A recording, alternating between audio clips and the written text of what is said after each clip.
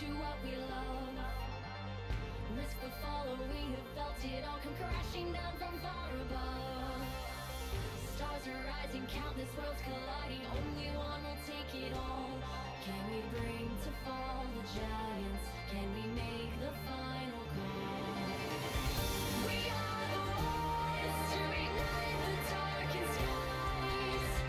The champions of the world that we defy. The solar ray of the few who rise. Yeah.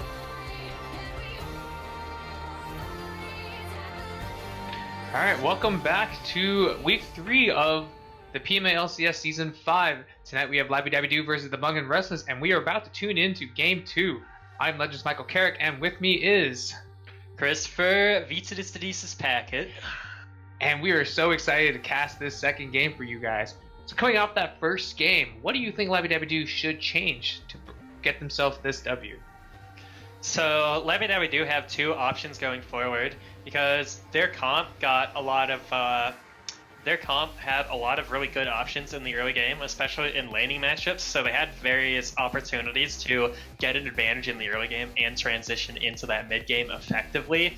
But the detraction that we have against them is the fact that they don't necessarily have a lot of damage and teamfight opportunities going into the late game.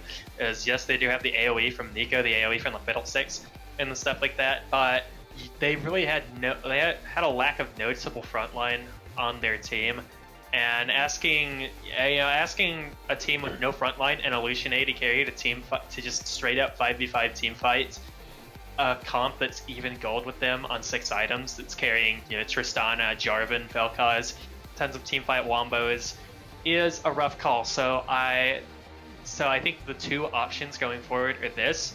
You either clean up that early game, clean up that mid-game transition a bit, and start taking smarter fights, or you build a comp that looks a little more like the Bung and the Restless. The Bung and the Restless's comp game 1 is you get a juicy front line, you get an AD carry that can really play for those team fights a little better than the Lucian can. You just need a more cohesive team fighting comp. That's a good point. As we shift into these picks and bans, specifically the bans coming up from Labby Dabby Doo, they have banned out Morgana, the Vel'Koz, so 2 picks possibly away from Zaruto, and then the Skarner away from Menbug. This makes me smile every time. From the side of the Bung and the Restless, Lee Sing has been banned away from Labyrinth, and Echo and Veigar are taken away from Lugo. Labby Dabby Doo respond with an Ahri first pick. Taking their mid so early, what do you think about that? I'm surprised they didn't just pick Labby's Jarvan straight up right here. Labby's had 3 games on Jarvan, and that seemed to be a pick that he could work very well with. So I'm surprised that pick isn't going the way of Labby Dabby Doo, as trying to pinch Chocobo's champ pool by first picking Ahri seems slightly suspicious, especially with the myriad of champions that Lugo has that he can likely play into whatever Chocobo picks. So maybe Lugo just really wants that Ahri this game or something like that. Maybe he just wants those opportunities.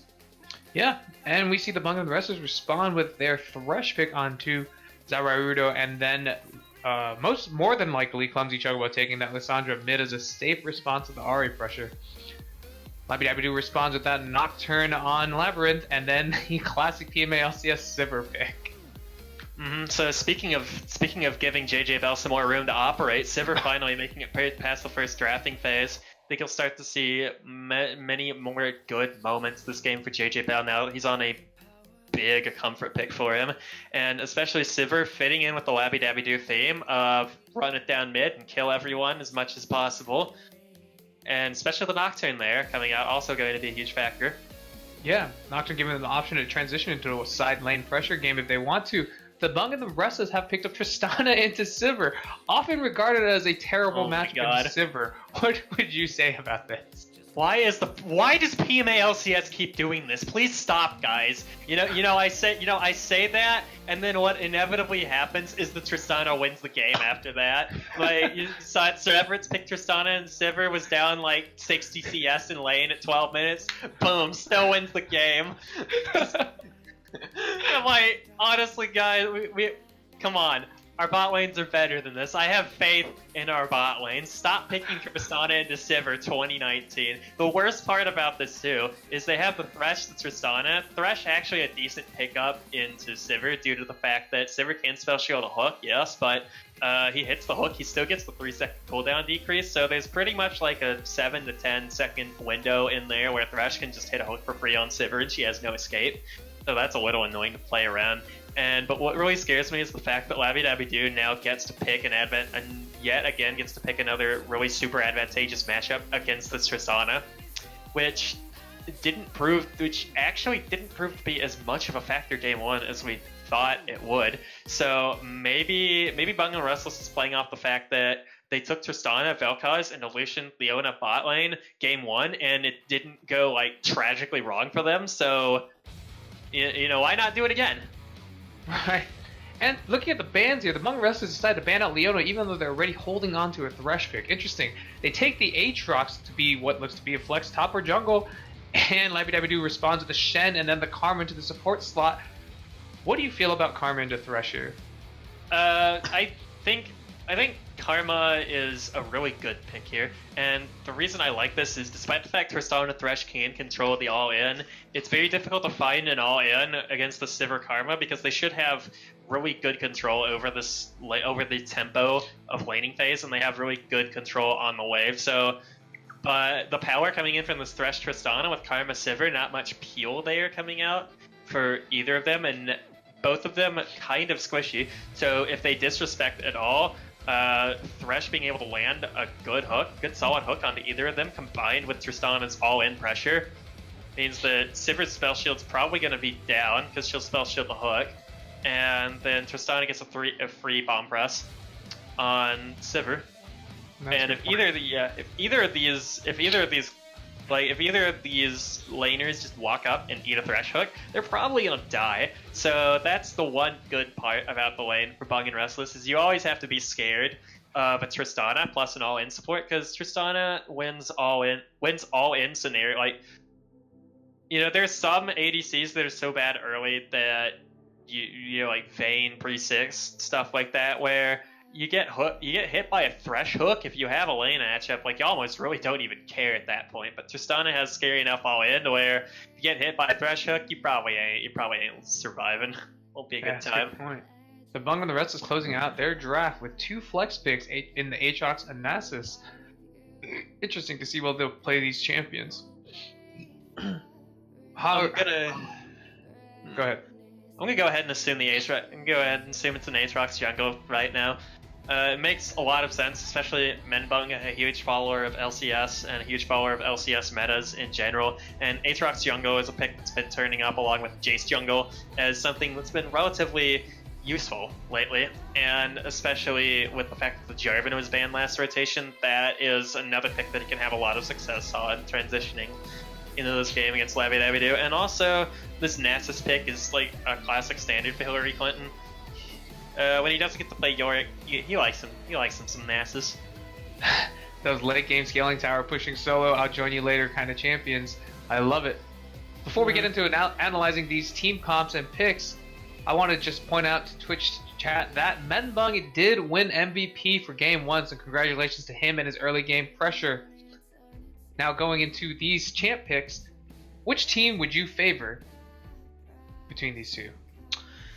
It's very difficult to say. I think just from a compositional standpoint, the Bung and the Restless could secure the win this game if they play safe and play effectively. But Labby, their style is press the go button and kill you. And they have so many go buttons on their team. They have Sivir, they have Nocturne's Shen combo, they have the Karma and Sivir ults to be able to speed you up, and the Ahri very effective at making picks. So it's like, the Bung and the Restless's comp does look good on paper, and I don't think Labby has anything that can really answer the Nasus split push late game, because Shen can't really, wave clear into Nasus without getting in Nasus' face, and that's going to be a trade that goes wrong for him more times than not late game. And factoring into that also as well, the Bung and the Restless just look like they have a team fight, just look like they have a more cohesive comp that should win team fights pretty handily unless they get picked. because they have that Tristana damage late game. They have the Lysandra. They have the Lysandra engaged. They have Thresh hooks. I mean, Aatrox all around. The Bung and the Restless just have a comp that's reasonably strong at all points in the game, and so the one thing that gets suspect about this is, jack of all trades, master of none, so to speak. So if the Bung and the Restless get caught out in a certain scenario, what options do they have against Lavidavidu's comp? Because they don't really have a lot of peel to be able to stop Lavidavidu's engage. So I think this game, for the most part, is going to revolve around, once again, just like last game, who engages and who's caught out. That's a good point.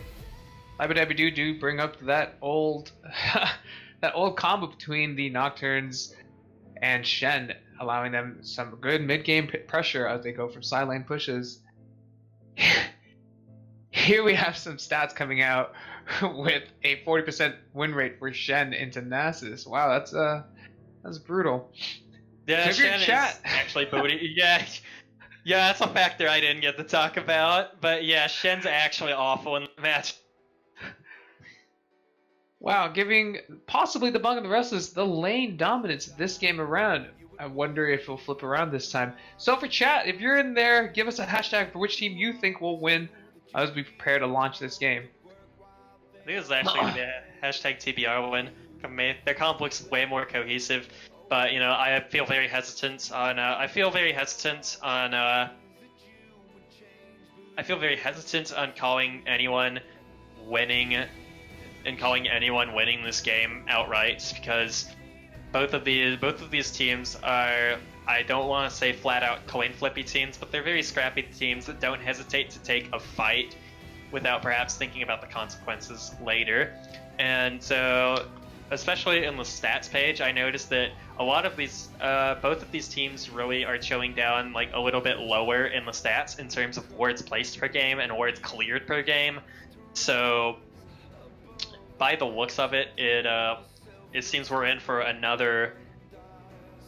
We're in for another game that we had last game. It's going to be both guys running at each other at random times, and whoever like has the better setup or mechanically outplays is going to win the fights. That's a fair point.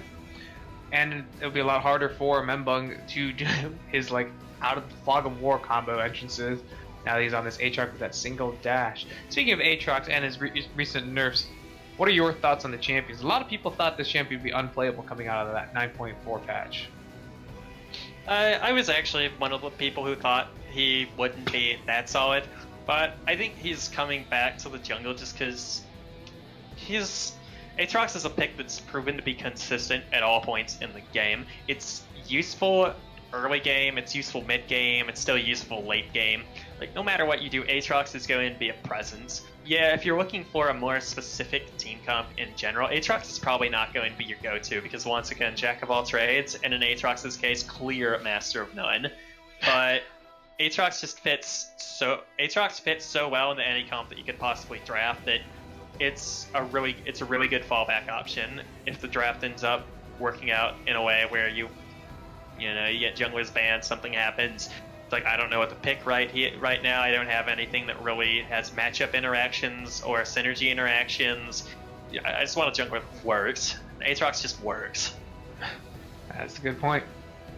As we look at these champion picks, I want to dial back the clock a little bit towards when Labidabidu opened with that Ahri pick into Clumsy Chocobo.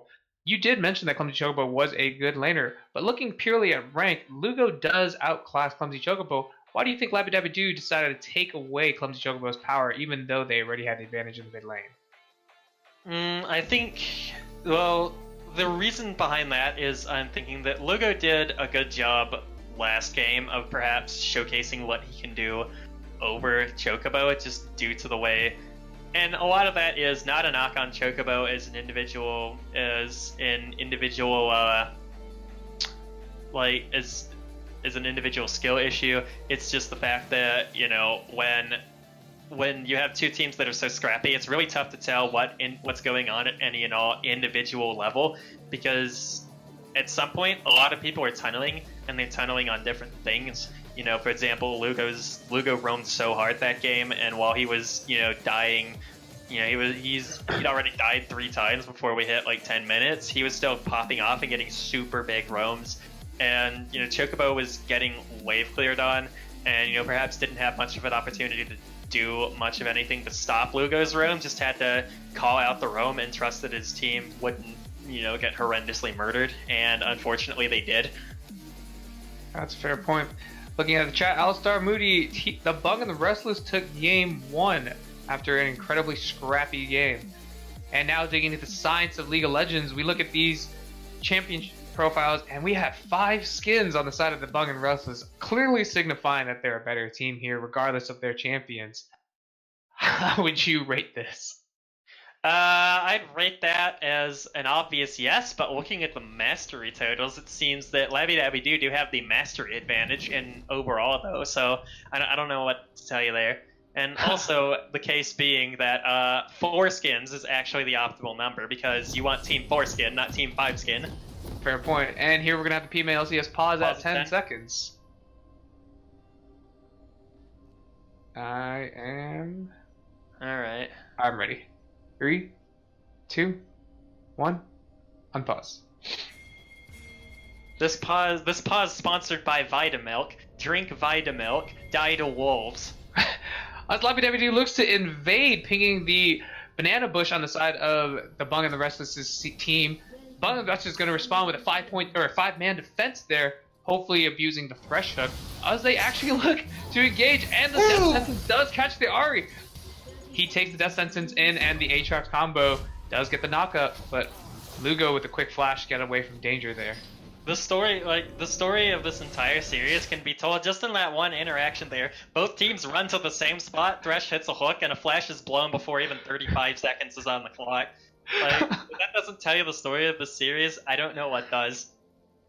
I honestly feel like the kid in the kindergarten playground again. Someone said ooh, fight. Yeah, it is. Both teams seem eager to get their hands dirty immediately into the game. Both junglers look like they're going to start at the bottom side of the map again, with Aatrox taking a blue start. So I've actually never jungled Aatrox. Could you educate myself and the rest of the stream on how Aatrox pathing usually goes? Well, I don't jungle that much Aatrox either, but Aatrox has a lot of pathing options just due to the fact that, he has reasonably good sustain and clear time through the jungle. So there's the classic buff scuttle buff or buff scuttle option coming out. That one's an option, but you could also see something really weird. You could also see something really weird coming out with the with taking a talisman, because he has a lot of AoE, and then from there you could transition to like Raptor's Red Krugs for the quick level 3, something like that. Or you could also Red Raptor's Krugs. Aatrox has a lot of options. I would gravitate more towards Machete buff scuttle start, because that opens up your ganking opportunities, and Aatrox has a hell of a lot of ganking opportunities. He has dashes for gap closers, he has the W for he has the chains for CC, he has all the play, he has procs 2 and 3 of his Q for knockouts as well. So he just offers a lot. He just offers a lot to his team early game when he's on the map, and so I gravitate more towards the Machete start. Again, it doesn't really matter which buff. What you're really looking for is which lanes could you gank. Right, Membug sets up for an early gank bottom lane as LabbyWD's team did get an early trade onto Piper Isis since they had an isolated opportunity while Zaruda hit a Death Sentence and then walked away. But as we turn the camera around, Lugo is getting early trades with Clumsy Chocobo. Chocobo is fighting behind his wave, trying to get all his minions to attack Lugo. And he does take it with that Aftershock armor, but Ignite will clean him up. Both junglers meeting mid to clean up whatever was going to be left. A double kill one each time. Jungle Wave Wars? Wait, as the jungle goes in to push the wave, Labyrinth showing his Nocturne early game dominance. As he flashes forward with the red buff ticking, and it's going to leave Membung alive at 50 health. That's one big chungus, holy moly. Woo! Wow, 4 flashes down. Well, Clumsy Chocobo actually never used his flash in that fight, so he will keep both of his summoners while all flashes are gone from Labyrinth and Lugo. This would be the most BM thing I've ever seen from Membug, dude. His Lysandra was teleporting in to meet midwave. I'm not sure the teleport timing means he was going to miss cannon, but Membug literally just walked up and smited cannon right before Chocobo got back. Amazing. 11 HP, my apologies. Membug actually survived that red buff tick with 11 HP. As Lugo throws out the Orb Deception to push out that back wave and force wave into the line. Wow, Labyrinth here we go and again. Rockwell set up a pick for Hillary Clinton as they try to defend Menbung's red buff, knowing that he had to go back. But they cleanly get it and force out Hillary Clinton's flash. Man, if only Levy hadn't burned Flash earlier. But a dead Nasus. That's fair.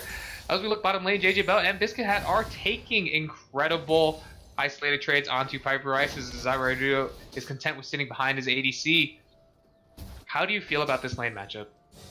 Oh, we've spoken more than enough about this lane matchup already. I think we all know my stance on it. Stop picking Tristana into Sivir! That's a fair point. As it does seem that Sivir has the better tools in lane, as she dominates both the wave and the champion trades. As we look top, Hillary Clinton and Rafal going, and Rafal goes in for a quick trade. And abusing that Grasp of the Undying gets a health advantage over Hillary Clinton. Ooh, that's more action topside. Hold on. Wow, as we see Menbung moving into place, both junglers are at topside now. As they abuse the flashless Nasus and the flashless Aatrox, Menbung commits his entire pool knowing he can't get away, but the trade goes in favor of Labyrinth as they have actual damage champions on the board here. Man, I like how about midway through that fight I look at them and they're all literally standing in the same spot autoing each other. That's what we call fun and interactive early game, dude. You know, really, both these teams really showcasing their high, the high mechanical skill and prowess that you can output on champions like Shen, Nocturne, Nasus, and Aatrox. Just really, really a high mechanical threshold champions. Utilize their full potential in that duel. So speaking real quick while these junglers are back in their camps, both Labyrinth and Menbung have met each other at every gank. Talking about their pathing right here, it seems to be that Labyrinth has tracked Menbung throughout his entire jungle and is using that advantage to keep him down. How do you think Menbung gets back into this? I think Menbung gets back into this by trying to start off. He needs to clear a couple camps, make sure he's not getting horrendously outfarmed. Because I think once you start getting outfarmed, you have to concede the fact that you're going to be down on gold unless you make plays and get your lanes ahead. So you just have to accept that. So you can't hard farm or else you're doing nothing. And then, the Nocturne will just have so much more pressure on you. But at the same time, you can't just run into your lanes and gank indiscriminately. Otherwise, all of a sudden, Labby's sitting on like 60 farm at 10 minutes and you have like 35. And you're like, what happened? That's a fair point. Well, it looks like Menbung did clear out his jungle and then get a quick reset off for that blue smite. Actually, this is something I wanted to bring up in the first game as both teams, as Labby sets up for Dragon. Both junglers in both games have taken that, I don't know what the name of the item, but the blue smite item. What are your thoughts on this Stalker's Blade coming out for both of them? Oh, that was clean. I was gonna like call it the Stalker's Blade to like make it look, and then you figured it out before I'm like, oh, that's so good. But yeah, Red Spike got nerfed a lot last patch, as we see Menbung going in here. Wow, Labby getting caught out of the jungle with the Stand United, nearly saving him, but the Shen doesn't actually come through, and they get a clean kill on the Labyrinth as he was pushing in with minimal vision into the side of the Bung and the Restless. Just some more suspect stuff going down here. I think... Wow, this is Luco getting that Spirit Rush forward with the Ignited ready set to take the clean kill on Clumsy Chocobo. Spirit dashes a couple more times forward to try to pick up a second kill on the Mungbun, but he's already within tower range. That's actually one of the things I love about Lugo is his assassin mentality, and that setup there is a classic proactive setup from an assassin player, as you will see a fight break out and then the assassin player rotate to a spot that's out of vision, and it's usually a bush, and then they just walk past the bush, and after they like escape a fight, and then they just die. Yeah, as you say, usually just this assassin privilege is taking their opportunities to change the pace of this game. The assassin mentality is so strong, especially like in this game. I feel. I agree. As we look top, our previous prediction of Hillary Clinton into Rafal, thinking that Hillary Clinton would have the advantage, but it seems that Rafal is able to abuse that Shadow Dash, Twilight's Refuge, and Twilight Assault combo to just constantly keep Hillary Clinton in check, possibly preventing teleport follows. So one of the things that really had a factor in this lane is the hold on, Oh my god. As Rafal goes in for that all-in, I mean, if you can really call it an all-in between two tanks, Hillary Clinton just quickly slows down Rafal and walks away with his life, choosing to stay, even though his health is so low. I suppose his ult is up, and Wither does reduce some of that trade. So yeah, in general, this matchup is pretty booty for Shen. Just over the course of the game, Shen does win trades early because it's a Nasus. Ooh, wow! And Rafal gets in that the same combo, finishes off the Nasus. Hillary never getting an option to use her Fury of the Sands. Clumsy Chocobo claws forward, but Lugo just flashes over the wall to safety, and a teleport comes in from Rafal to try to clean up the kill, and he does with that Shadow Dash assisted by Labyrinth. I don't know, Fear Tether. Unspeakable Horror. A really good flash from Lugo, especially. He realized just how screwed he could have been in that situation. He's like, don't want any of it. And that teleport advantage for Shen in the top lane really coming hot and able to, with a really quick teleport mid, able to clean up Clumsy Chocobo on the fadeaway. And as we watch Labby pick up this Mountain Drake as the reward, I just want to point out that Lugo took that flash over the wall without actually being able to see Menbung as he came in, so he just recognized the danger immediately. As the Paranoia comes down from Labyrinth and he takes out Clumsy Chocobo and Menbung real quick. Both, it seems that Bung and the Restless are on their back foot now in this early game as... Wait, what? As Zybarito flashes forward to try to, I suppose, finish off the kill on the Labyrinth, but he, to no avail, as Labby gets out of that fight completely unscathed. I don't know what the heck is going on anymore. Especially in that fight, Bung and Restless just really overstepping their welcome there. They don't have the pressure, they don't have anything. I think they found like a hook onto like one person or whatsoever. Then immediately after that, Piper just W's in on him, and then they all try and collapse, and then they all just get murdered because Labby is like up pretty significant amount right now. Meanwhile, Nasus is going ham on that turret top. Yeah, as we see some classic Nasus gameplay where he just split pushes and gets some plating, maybe to get himself back in the game. Piper Ice is jumping in to try to get some trades on the Karma, and we'll push him off the way, forcing him to reset while he cleans up his own CS. Yeah, dude, Nasus 2 Electric Boogaloo, high mechanical skill gap. Classes. Sorry. I got him, Scream. We did it. With that Spirit Refuge making those trades completely in Shen's favor, Hillary Clinton simply has to resort to walking away from the wave, even though Menbung is in range to set the play. I don't think there's any kill pressure up top as they slink away. There is Krug pressure, though. His own Krugs, because he's going back into his own jungle. That's fair. While we have this low, we can take a look at these CS differentials. Rafal really showing his dominance in the matchup up top with his CS, and even the jungle and mid, with only the bottom lane keeping up in CS, actually slightly ahead since they got that most recent wave. How do you think the Bung and the Restless have to look to transition in mid game to stay ahead, or to stay in this game? They just need to make sure the Nasus does. Their one saving grace right now is Nasus. They just need to make sure he doesn't die and gets the opportunity to stack up. And right now they're down a heck of a lot of kills, but despite how well Rafal's done in this matchup, punishing some of Hillary Clinton's honestly lack of respect as this gank happens. Wow, as Menbug actually continues what seemed to be I would have thought the fight would have ended, but Menbug decides to flash forward with his, what is this combo called? I gotta learn this right now. With his Darken Blade combo, they find the knocks-ups on Rafal, but he gets the quick Shadow Dash away to safety to his tower.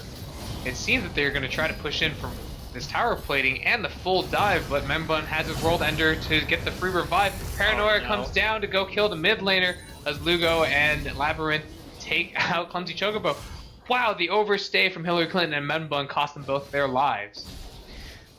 This is usually so in a lot of the times I've seen Bung and Restless lose. This is some classic TBR gameplay coming out right here, where you start to see them once they get down, once they really get pushed far down, they really start to overstep their welcome and make some perhaps too overly proactive calls to try and get themselves back in the game, like tower diving the Shen, something like that with the 0-2 Nasus, perhaps not going to turn out the best for you. Yeah, it seems a little bit desperate attempts at moves. So if you were to be the shot caller on the side of the Bung and the Restless right here, what would you say to your teammates to maybe get them off the tilt? Honestly, this might be a little brutal, but I'm actually gonna say just stop inting. Just stop, just stop. They gotta chill. They gotta accept the fact that they've taken a huge amount of L's. They just need to farm it out because their comp scales reasonably well, especially with the Nasus. There's nothing on the side of Labby Dabby Dude that can answer that Nasus late game. Wow, Piper Ice decides he's taking that bomb into the rocket jump forward, but runs ball with that Stand United, saving Karma's life. And Memba moving forward to try to finish off the Karma. You think he'll get it with the last attempt of Darken Blade? He gets it with the dash forward and the auto attack, that passive damage, but will fall with his Twilight's, whatever it's called, beating down the Darken. Twilight's Assault, I believe. Yeah. That's rough. So, we haven't yet figured out the name of the Aatrox combo, so I think the official term from the stream is going to be the Big Chungus combo. Let's call it the Big Chungus combo.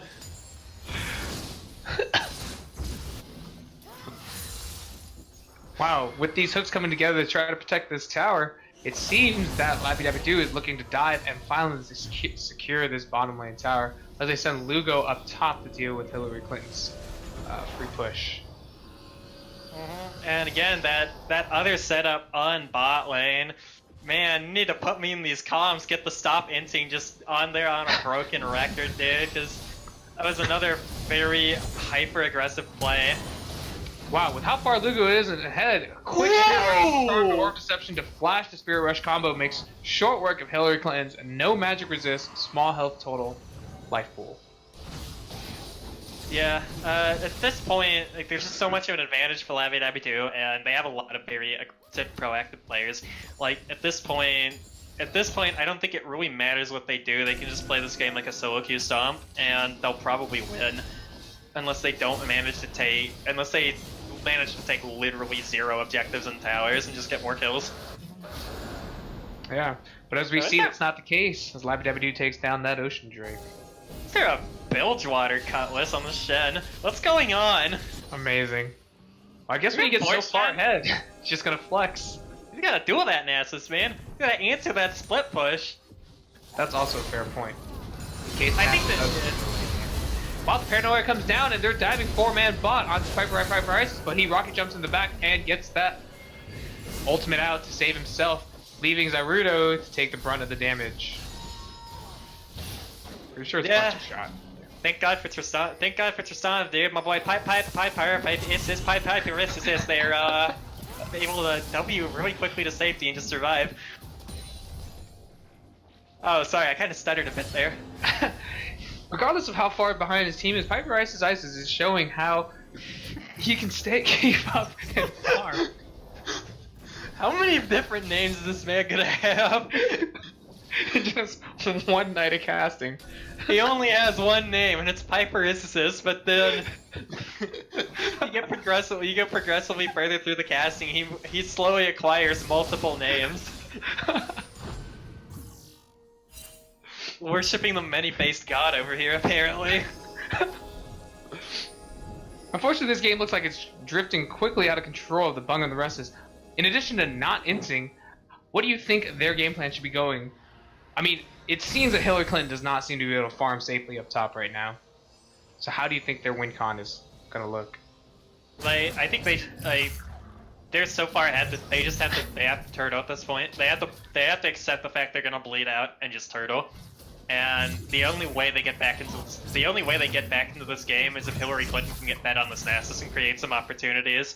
And really, the only way that Labby Dabby Doo throws this game at this point is with some missteps. So the Bung and the Restless should really be looking out for some conscious mistakes, and Piper is praying to his many-faced god once again for another game of throws. That'll be very convenient. As we look, bot Menbung is content with patiently waiting in that bush, hoping that there's going to be play made bottom. He's trying to play towards his only winning lane remaining, but on the other side of the map, we see that Labyrinth has picked up that Rift Herald since nobody contested him, and the top lane pressure is completely on his side of the team. There looks to be a 3-man play coming from Lugo to maybe dive this bot lane, unaware that Menbung is down here too. Should we lose top or should we Lugo? I don't know. Looks like they're going. As they go forward, Rafal comes in with that stand united, but the hook lands on Karma, and this seems to be detrimental to the side of the Bung and the Restless, as the incredibly statted team of Lappy Dappy Doo comes in and just cleans up all 3 kills with their cross-map pressure and just really extend that gold lead even further. You know 100% if this is solo queue, Chocobo's getting flamed right now for quote-unquote not rotating. But, you know, you look bot lane and your entire team's sitting in you got 3 people just sitting in a bush waiting for something to happen when Lappy Dappy Doo's this far ahead, and, like, textbook collapses like that are gonna be literally all that's gonna happen in that situation. Also, for a week of, without Caster Curse calling this game too early, but we had a week of 2-0s so far in every game. But another teamfight breaks out real quick, and the Shadow Dash blocks up 2 people, while the Death Sentence does catch in the Nocturne and the Karma, and they go down with Membugs. I don't know that ability's name, pulling back Shen into the Death Pit. His World Breaker's still going on. He tries to chase down This Is Lugo, but This Is Lugo and JJ Bell walk out with their lives as they tried to overstay. Only losing Piper is in that team fight. My brain hurts. I'm like, Lappy Dappy Doo can't throw this. They actually can't throw this. Pushes up too far for tower, gets 3 for 1. Oh man, dude. I want to yell right now. Well, this is what makes PMA LCS so much fun. If we were just looking at pro play, I could turn on a different piano. But here we see the Frozen Claw comes forward from Lissandra to try to get another pick on a Lugo, but Lugo stays just out of range, especially with Spirit Rush back up. And man, you know the age-old sports adage, any given Sunday, and it is in fact Sunday right now. But, you know, unfortunately with that recent roll over to daylight savings time, we're gotta see if Bung and Restless here have any more tricks up the sleeve to perhaps save their last chances at daylight. That's a good point. While we have this lull in the game, we can see that Hillary Clinton has completed their Triforce and is starting to look to pick up tank items on both sides of the spectrum. So it seems we're transitioning into the mid/late game now. How do you think Lappy Dappy Doo is going to close this out? So I think they do exactly what they did last time, just don't int under turret. Wow, with the Glacial Path coming forward, and he gets the Frozen Tomb on. This is Lugo. The Stand United comes down, but JJ Bell is down to no health. There is no World Breaker from Medbug this time, so he goes down. But Labyrinth is too far in, and he gets taken down by all 3 members. Hyper Ice's auto attacks are starting to hurt now. Rafal is so far ahead that he just walks forward, followed by This is Lugo's follow-up with his Charm and the Orb Deception take out both members. And just seems that the Bung and Restless gets 2 for 3. But the fight's not over. Zaruto gets chased down by this Twilight Assault. Hillary Clinton has teleported in and has triggered that Fury of the Sands, but simply just has to walk away as the rest of the team has gone down. But he cannot, as Shadow Dash catches him, followed by the Charm. And then the Orb Deception, followed by Foxfire, trying to take him down. This Lugo is just within tower range and gets saved by the Karma. I have no idea what that ability is called. Shield. Ooh, that's a big chungus. That Nasus is one big chungus. And so, honestly, looking back at that fight though, Lappy Dappy Doo perhaps, once again, having probably a weaker frontline this game, and this play of the rotating on Shen, really not something I'm going to be agreeing with at all this game. Just like, yeah, they're in a good spot, but Shen's realistically their only frontline right now, and he needs to be full tank, whether he can answer the Nasus split push or not. And this Nasus is quickly reaching his God of Chungus form over here, as you'll see pretty soon. And that was a very good fight setup from Bung and Restless, but again, the issue is, once again, I keep talking about how big their Chungus is, but they had no Chungus there that fight. He was chilling topside. That's a good point, and the rest of their team is so far behind in items and gold right now, it must be difficult to contest a complete 5v5. Charm just missing the Orb Perception, getting good poke down on the Mung and forced him down to about half health already. As Lappy Dappy Doo sets up Vision for Baron, maybe just a Death Push. As Midwave gets pushed out, and Rafal's sitting bot pretty, just pushing out to that inhibitor for free. Oh man, thank God, dude, I finally rest. Oh man, nothing's happening right now, it's so good. Oh wait, as soon as I say that, they're on Baron. Oh god. Lappy Dappy Doo takes his opportunity to start Baron while Rafal gets a clean trade onto Hillary Clinton. It seems Hillary Clinton cannot keep up with that Blight on the Rune King damage coming out of Shed. Lappy Dappy, and as he goes for another Shadow Dash from Twilight Assault, he finishes out Hillary Clinton, but there is a Paranoia drop down to protect Vision around Baron so that Membun cannot steal. sees Live Dabby is going to get away with this bear call. Memphis dashes forward and just barely whips that flash over the wall. That's being missing. Why are there no missing things from Bung Restless coming out right now? Oh no. Well, he has to be tilted. They earn the Baron on the side of Labby Dabby Doo, and because of Rafal's pressure, it looks like they're going to earn this inhibitor too. He shadow dashes forward to finish off this inhibitor, and he gets it before. Wait, Borkshan's insane! Wait a sec. Takes down an earlier clip before he goes down. Dude, I look like a fool! Borkshan's insane!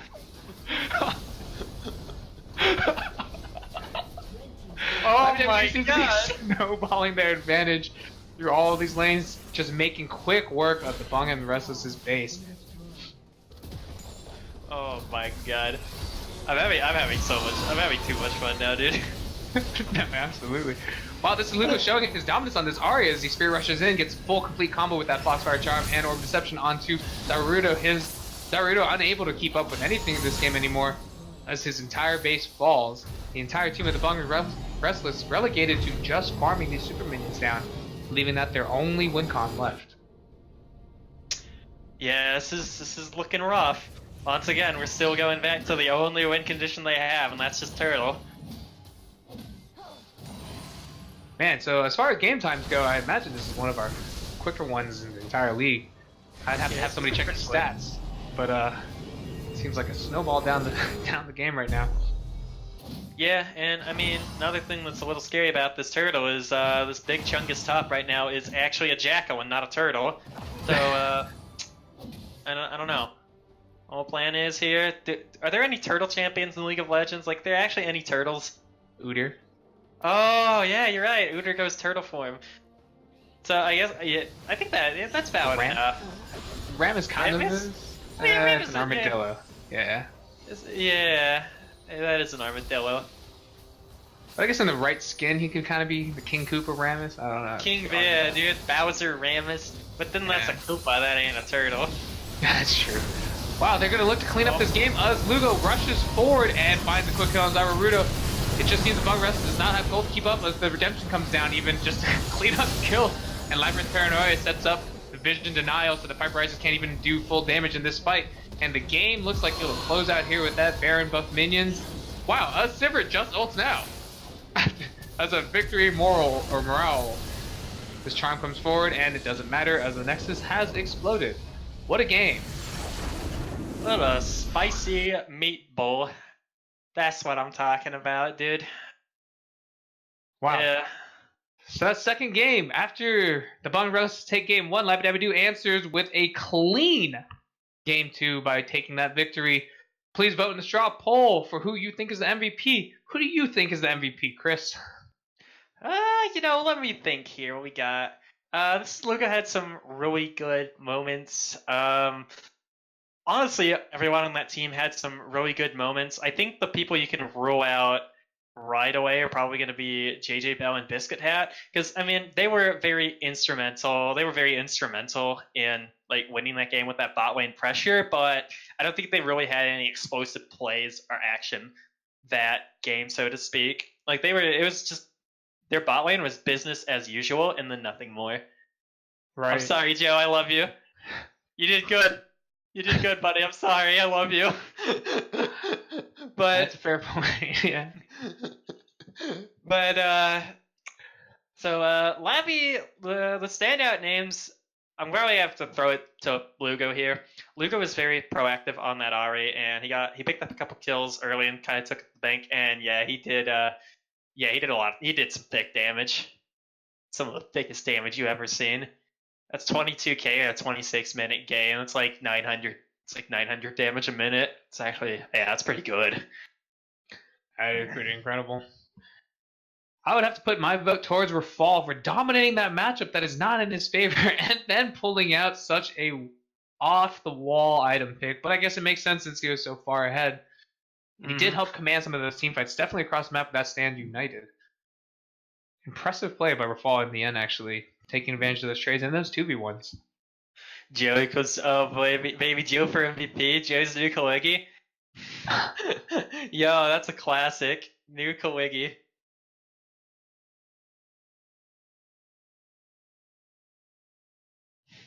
Do not troll on the MVP wall. So that explains why we didn't have Wolfcamp as an MVP for Game 1 of my series. Then never lucky, dude. I was so sad Wolfcamp wasn't in there.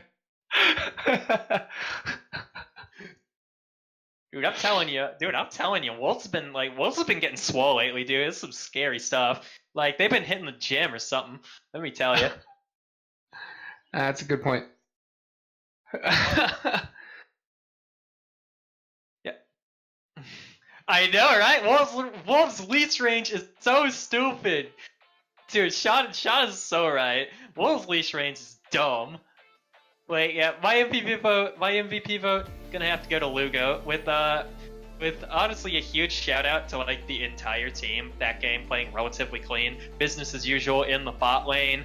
Rafal, realistically speaking, Shen should have the advantage early in that matchup. What gets hard for that matchup is like, especially post 6 after that, where Nasa starts out scale, because even though Shen can trade early, he has no all-in pressure at all. So the Nasa just has to play super safe and he'll be fine. That's a good point. And well, congratulations. Sorry, go ahead. And another thing I was gonna say is I also want to vote Rafal fork build. Like I don't care how good it looks or how good it works statistically on paper. Honestly.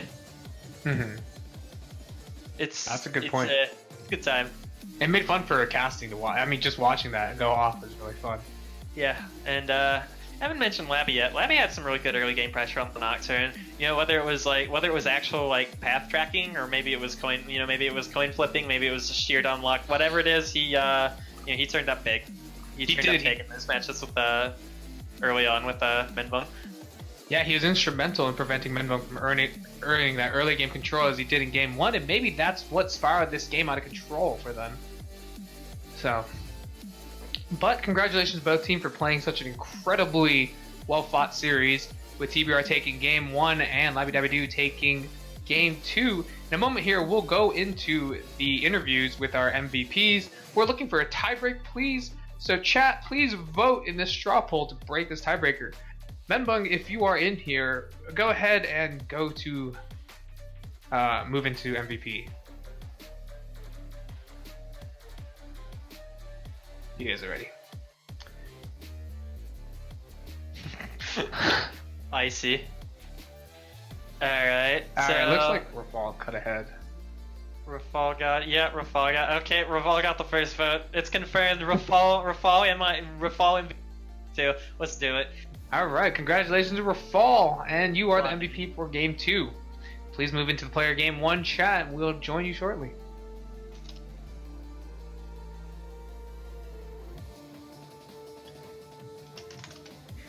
Hello.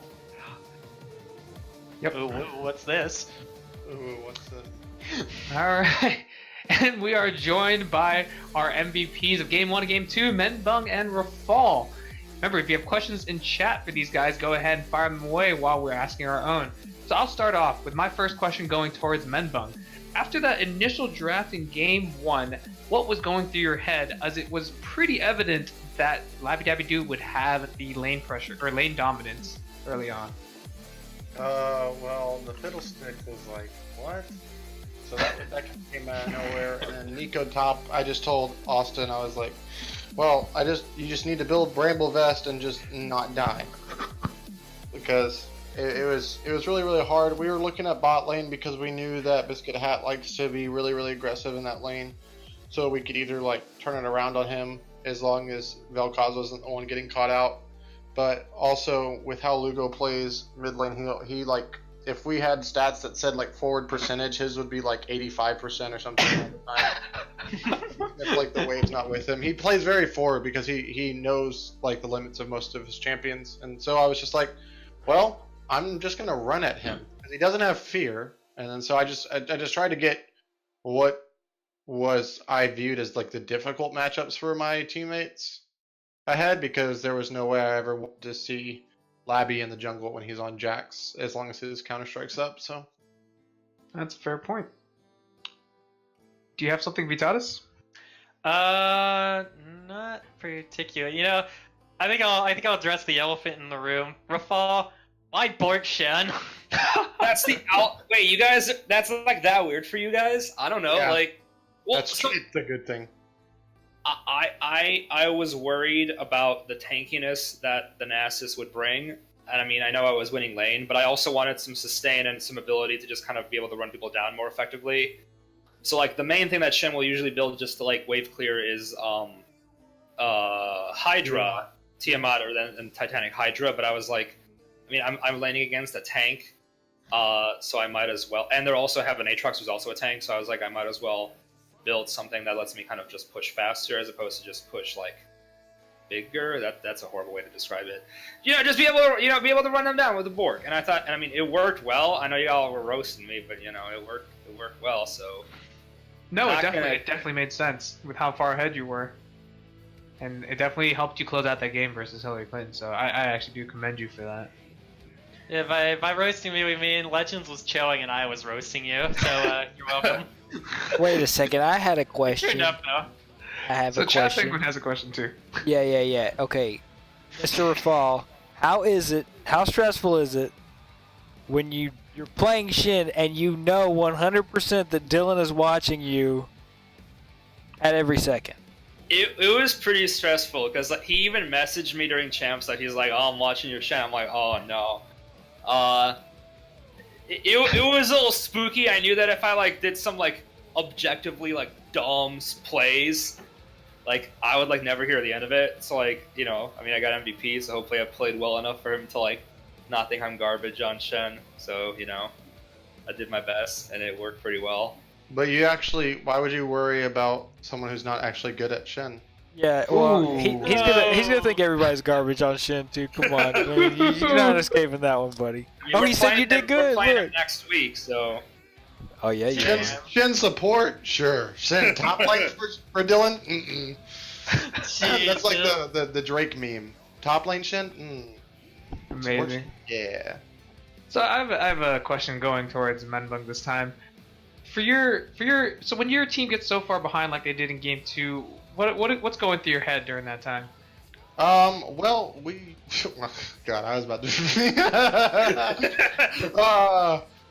It's tough. Let's just put it that way. It's definitely tough. When your team's really far behind and the enemy team comp is like the ease of execution is just like, all right, guys, go farm, and we're gonna wait till we all have R again. All right. All right, we did that. All right, let's do it again. And then we're just like, hey, Sean, what do we do? And I'm just like, I just want red buff right now, man. Like that's all I want. No, it's really, really hard. You just have to like try to farm and stuff. But I told them that like once we had like before the Baron went down, if we could scale for 10 minutes without our base going down, then we stood a chance. I just think our draft in game 2 by me was really subpar.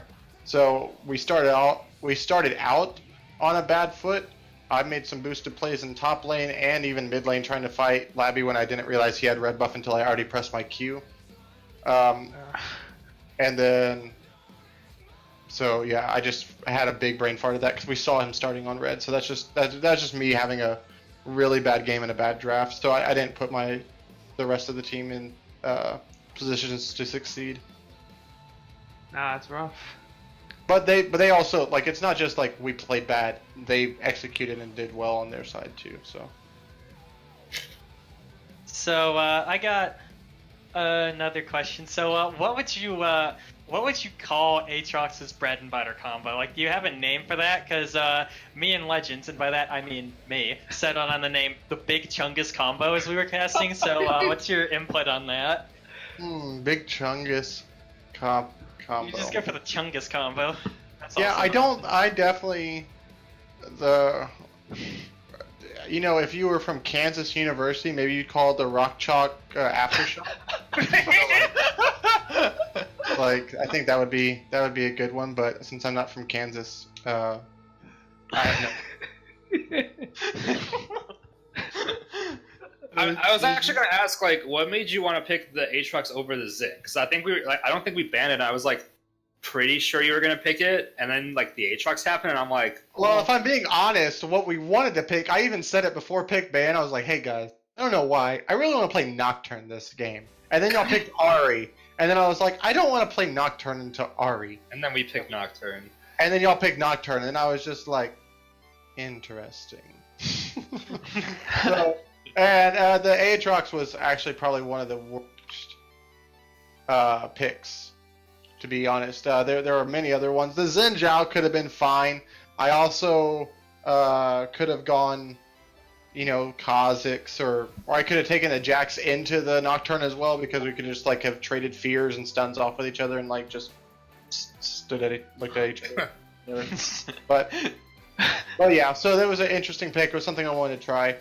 Obviously didn't work. I don't think it was the sole reason why we didn't win, but it was definitely a big factor in why we didn't win. Shoot, so my bad. MVP game 1, LVP game 2. Wait, actually, also I have one more question for Sean. How did it feel game 1 where you ganked top and you EQ'd my Nico clone? Well, so like I play a lot of top Nico, and I assumed that on the movement speed, the faster one is always the clone.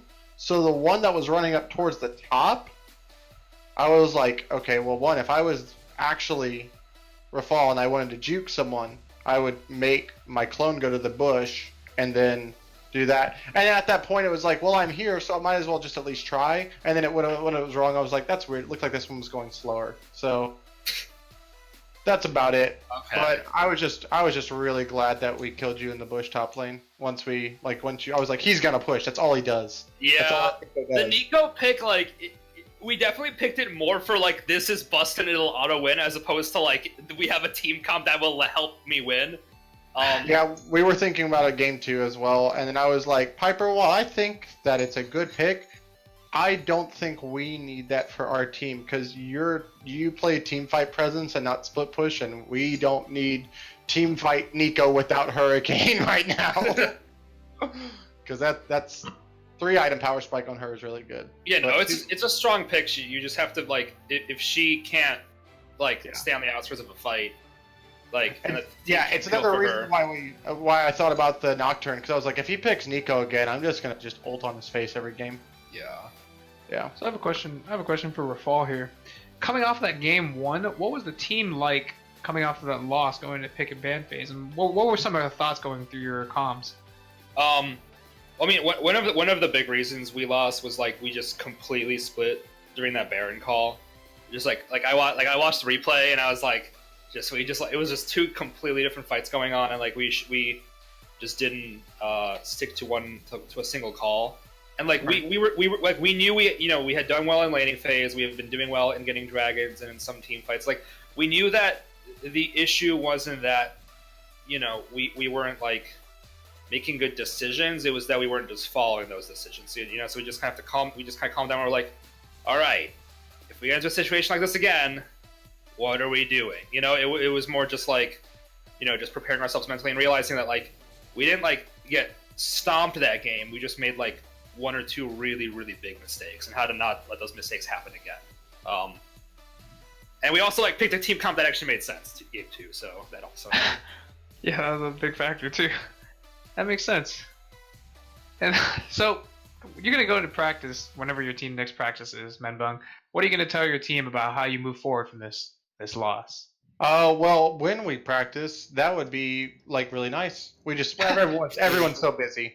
That's no flame at anybody. We're all very busy. I'm all day and I get off really late, and then Piper, by the time I get home, Piper has to go to bed because he's a teacher and has to wake up early in the morning. And then Hillary right now is like working like graveyard shifts to like hella early in the morning. So like we just don't have a cohesive schedule for practicing. But the next time that we're all just talking, I don't know what I'm gonna tell them. We'll just be like, hey, who are we playing this week? Oh, we're playing them. Let's do good.